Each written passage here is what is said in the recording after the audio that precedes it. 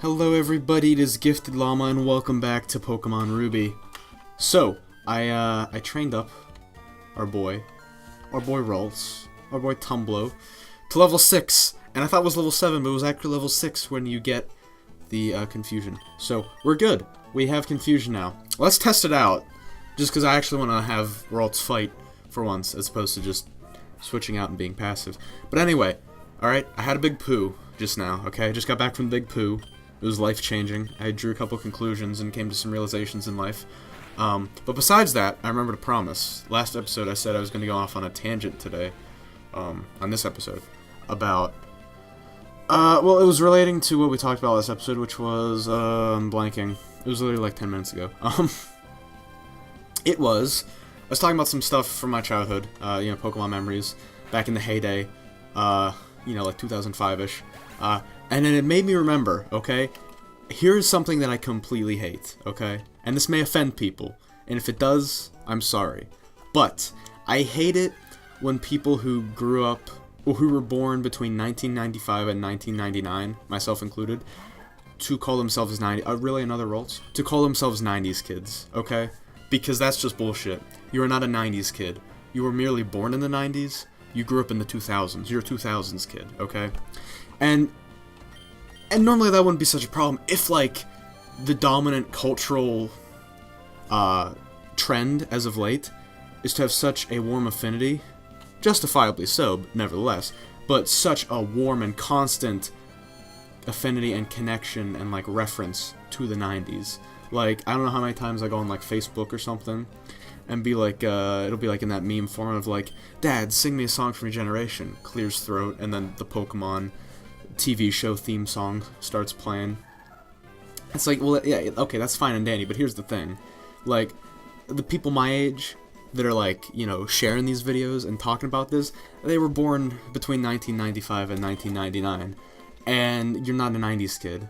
Like, don't get me wrong, there's nothing wrong with, like, enjoying stuff from the 90s. I mean, we may have begun to have the beginnings of an awareness of the stuff that was going on in the 90s, but unless you're born pre-1995, you're not a 90s kid. I would say 1985 to 1994 is when people born in that time are allowed to consider themselves a 90s kid. Because if you're born before that, you're like, a young adult by that time, or a teenager by the 90s. By, like, the heart of the 90s, I'm saying. And, if you were born after that, such as myself, you were, like, at the tail end of it. So it's like...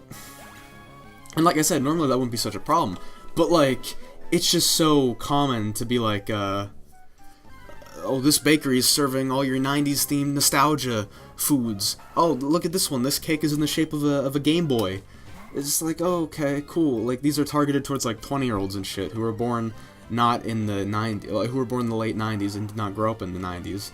Like, it's just, it feels pandering. That's how I feel it is. I mean...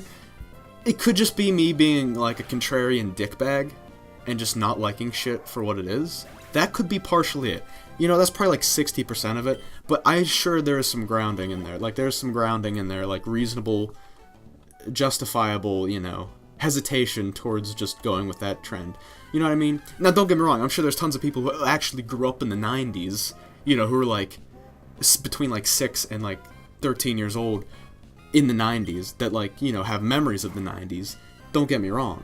And those could be the people that are, spreading such a warm affinity and reference to the 90s, but there's also a large portion of people who did not grow up in the 90s, who have such a warm and, affinity and make constant reference to the 90s. Like, this one video by Yukino Joe put it best, that cartoon, like, I forget what it was called, but it was about the 90s, and it's just like, remember the 90s? You're too young to remember. It's just like, it's just talking about all the people who, like, won't shut up about how great the 90s were. It's just like, okay, well, that's great. The 90s are so great because you had most of your childhood experiences in the 90s. That's awesome. Most of my childhood experiences were in the 2000s. So, it's just different. So basically, in short, TLDR, I did not grow up in the 90s. I was born in the 90s. So as a result, I'm a 2000s kid. There are people my age who are also 2000s kids who think themselves to be 90s kids, when that is not the case. And, again, that wouldn't be a problem if it weren't for the fact that, like, literally everything nowadays, like, you get, like, what's the word? You get brownie points, it seems, for, like, making as many 90s references as you can in our society. You know, like, you just get, like, brownie points. And as a result, you're having people who are 2000s kids making 90s references when they should just not be allowed. They should be imprisoned for making Like, if someone my age makes a 90s reference, they should be imprisoned immediately. Because, they're not allowed to. That's basically my thesis statement of that entire tangent right there, is that. So, I'll see you in jail. But anyway, moving on. It's time to talk to Norman. I mean, Dad. I wonder if he'll beat me if I call him by his full name. Dude, he's got a huge widow's peak. Like, it is, oh my god. It's intense. Alright, so now we have to have the unskippable cutscene of Wally catching his Ralts. Maybe he'll catch the one that I beat the shit out of earlier. But anyway, yeah, that was my tangent. But on that note, like, being a 2000s kid, I have a lot of good memories of the 2000s. As I said in the last episode, you know, I had a lot of great Pokemon-related and Game Boy and Nintendo-related memories in the mid-2000s when I did, you know, was at the peak of growing up. Oh wait, I don't have to play now. Cool. I can just talk. But first I must drink. First we feast. But anyway. He's doing it? Okay, cool. So, more Pokemon memories. Let me think here.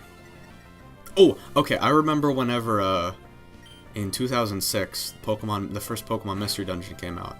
And it was Blue version, which was on the DS.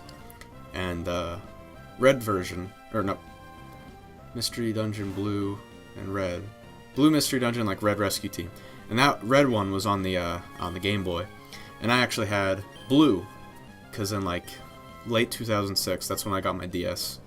So, that was a pretty fun game. And what I would do in that game is, I would name all my, sidekick I'd name, you know, my Pokemon me, and then I name all my sidekick Pokemon my friends, and, like, my friends would do the same thing, too.